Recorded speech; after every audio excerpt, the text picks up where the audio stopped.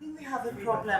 I wanted to talk about a situational context, and when I was preparing for this presentation, usually I saw endless videos of my work and I talk about it, and I thought it should be a little bit different.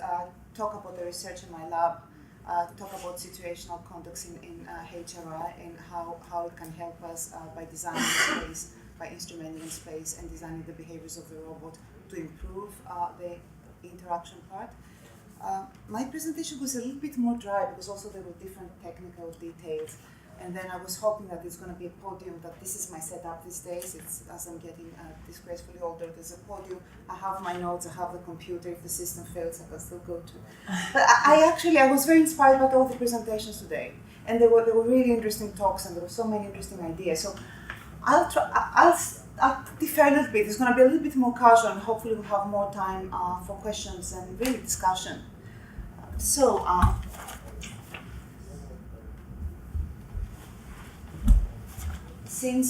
the auspicious year 2003, I'm working humans and robots, and I started working. My background was interactive systems. I was working as an artist since 1994 in designing and building interactive installations. My PhD was in responsive systems and new interfaces, and in 2003 I got the postdoctoral position at the Australia Centre for Field Robotics at the University of Sydney. So I started designing robots and working with roboticists. Up to date with my team in my lab, the Creative Robotics Lab and Centre for Social Robotics, UNSW and University of Sydney, respectively. We're still, almost 11 years later, looking at this area of humans, robots, interaction, what's happening. And 11 years later, I realized that actually I know very few things, and I'm less certain that I was back then, that I thought I could work out everything. The area of research is a big question: how do we interact and what's an interaction? And I know that all of us, including me writing RC grants or papers for publications, we use this word meaningfully interaction. That I'm not sure what's meaningful anymore: entertaining, interesting, challenging. Mm-hmm. So these are some of the issues we'll try to explore. One of the projects that we work with two laboratories, one is EST in Japan with Professor Matsumoto and Professor Watanabe from the University of Tokyo, who's a cognitive psychologist. This is Geminoid F and some of our colleagues in the lab. What we did is we ran these experiments over a period of 1 month. And it was introduced, and it was about how cultural difference influenced the way we perceive Android robots. And we had Gemini F, so we ran it with 100 people in Tokyo, 100 people in Sydney, and the situational context was in a laboratory, it wasn't in a gallery. So again, we had to go through a much more strict laboratory,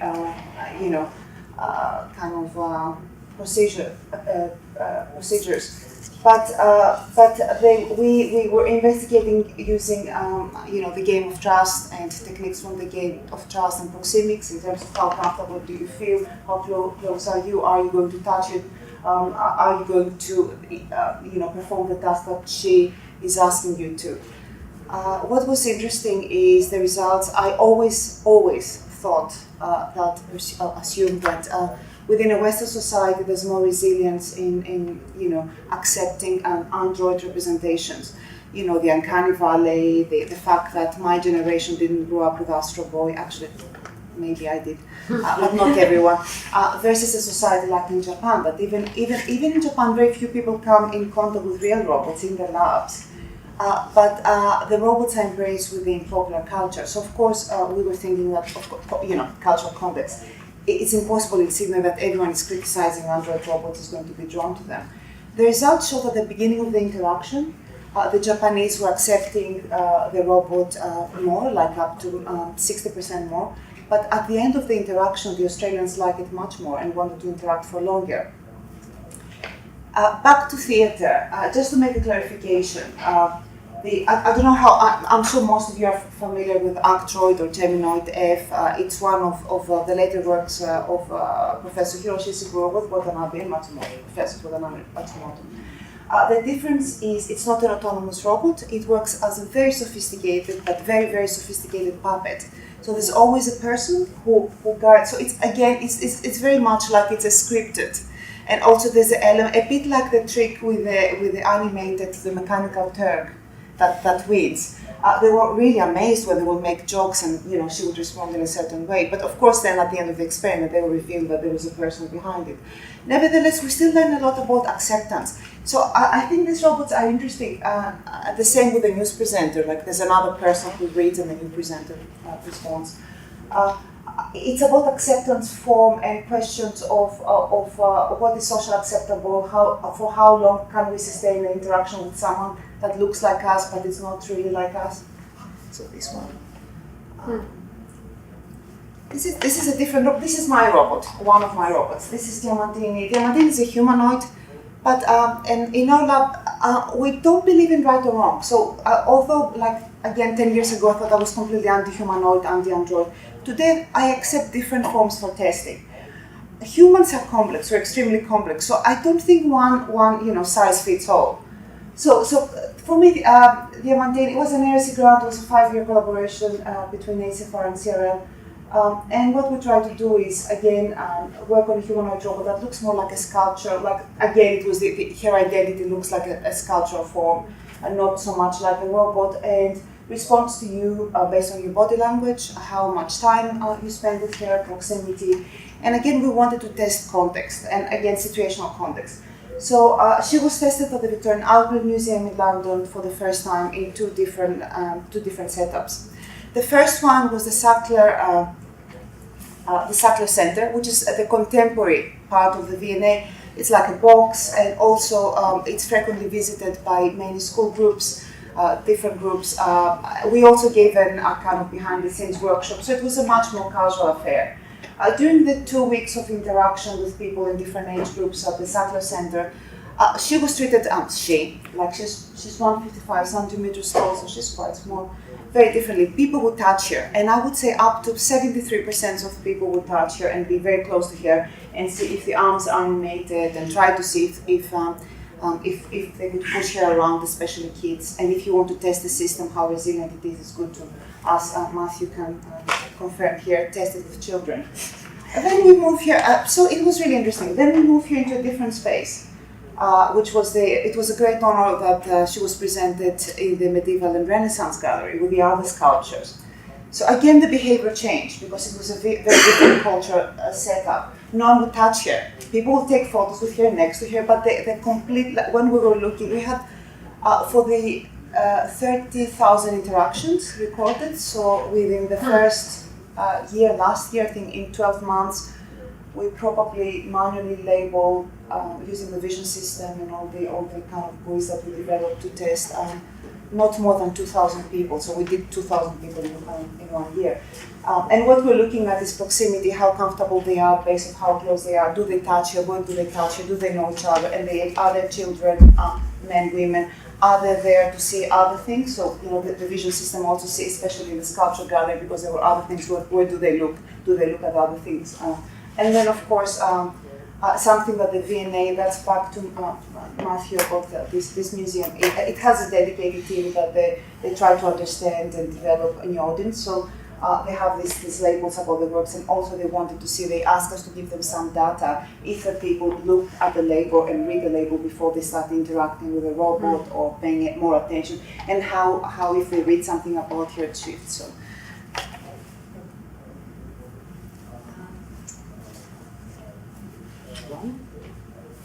Right. This is a very different robot that we were testing a few months ago. It's from the University of Kyoto. It's Professor Takahachi's. It's very playful. It's within, and the first one that went to the space station in to be a little friend to the astronauts. And when we one of Professor Watanabe's student, Kirsten Herring, who's here in the conference, and she's going to present our shared results from the cultural context on the Wednesday session with the Geminoid. Also tested this one to see how it's different, again, in a lab context and in a gallery context, how a robot in a much smaller size, are people much more comfortable. So these are some of the things that we do. This is Hiroshi Ishiguro's first Android robot, Repli, that's Repli 2, it was the second version, and I worked with him in order to develop a different context. So we did this kind of double exposure into an Australian snowscape, and we were just testing, but this time in gallery context, how people perceive, how many people think as a representation of the physical form that she's real, she's a performer, how many people that the robot, and it was 50-50. And there was only, in the gallery we tested with 374 people. Okay, Fishbird. Fishbird was one of the first ones to develop. There are two robots. I'm not going to show a video because I've been showing videos for 11 years. They look like wheelchairs. We wanted to test how appearance influences interaction, appearance versus behavior. So although they look like strict assistive devices, they're wheelchairs, they represent two characters, a fish and a bird, that they're together due to technical limitations, difficulties. So they have these little kind of thermal printers that they send these love letters to each other, messages to people, again depending of how much time you spend with them and what's happening on that day. They have 7 behaviors based on the 7 days of the week, so depending on which day you visit them, they behave in different ways. Now this is how much time do you have? Wow, plenty. Oh, good, because I'm afraid I'm showing too many of the works that we do in the lab, but and what we're testing. So what constitutes failure in human-robot interaction? And something that it's a very interesting question because, and I mean, Stella, it's fantastic about the malfunction and not the behavior. But I was thinking in terms of failure, like, yes, the first thing that comes to my mind, and I don't know how many of you can relate, is a technological event that we cannot prevent. Mm-hmm. And I have plenty of anecdotal stories that I can tell you that something failed, and it was a technological event. But one that we thought it was so well planned with Fishbird and it was beyond our control, and that's the only anecdotal story I'm going to share. It's in 2005, we were showing Fishbird at Art Space in Honolulu, and of course the galleries are open during the weekend, and then we just noticed that on a Saturday that you have most visitors, that the system didn't initialize. When they initialize, they go around itself, and they have a wireless communication. They develop a decentralized system because of computational limitations within the, so it gets that signal, and always the one knows where the other one is. So with that day they didn't, they just went round and round and round like crazy. And what happened is the Navy was testing a radar on the a new Anzac frigate, and the signal was so strong that that's it. They thought it's the weekend, the shops are closed, right? There's not the businesses nearby are closed. It actually overwritten our own signal that we thought it was tested because we tested for phones, for networks, and that's it. And that was happening every Saturday for 2 hours. What I've noticed is people didn't mind. They thought that they were doing, of course for us we were worrying because there was a lot of programming, and so this behavior is, but this kind of crazy going around, they started projecting these behaviors to them because it was in a gallery situation. So again, is the context. If it was a social robot in a hospital, or if it was a social robot in an airport, it would be a very different scenario. But there they thought it was more like choreographed, it was a performance, and people were commenting, and that's part of the anecdotal stories that it's not reported in data, but they're like confused animals, they're so stressed because they cannot find each other. And this is true, they were confused and they couldn't find each other because they were communicating, they had to know, that was the only link they had to communicate to know where the other one is. And also they couldn't get any information from the vision system where people are. So this is a kind of failure. How to fail gracefully? Is there a graceful failure? I'm not sure there is, but I think the more information we have in the space, sometimes maybe, that was kind of like, it depends on where it is. I'm sure if it was in a hospital, that wouldn't be that graceful.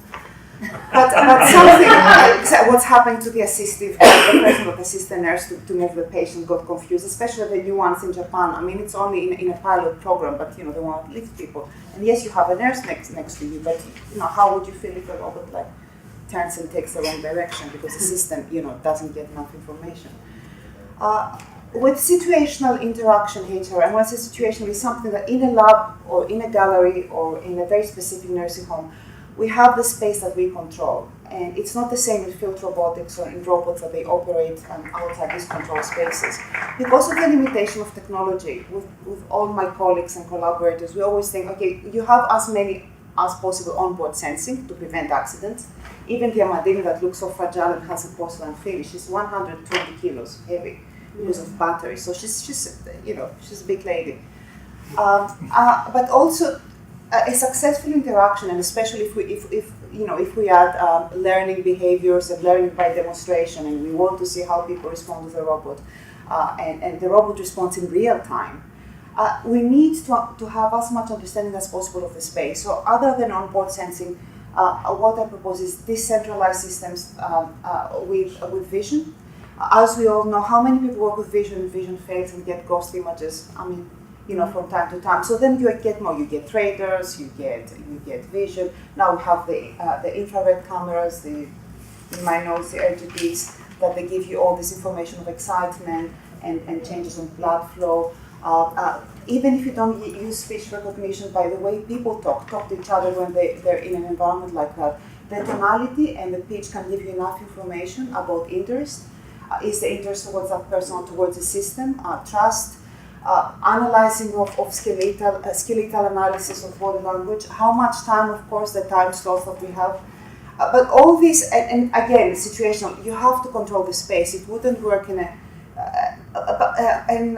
much bigger environment or in the outside world. So this combination of sensors and this information that the robot gets in real time of where are the people, do they know each other, how close are they, in which zone of the room. Usually we divide the rooms as zones. So it's a bit like the theater. The method that we use for analysis starts from proxemics. So it wasn't our own idea, but then it's a combination of proxemics and staging in a theater. So it's like you have the main stage that your kinetic characters are, and then you have the other two zones for people.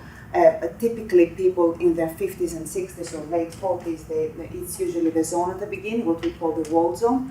That means you just look to see, is it safe to come in? Do I supposed to be there?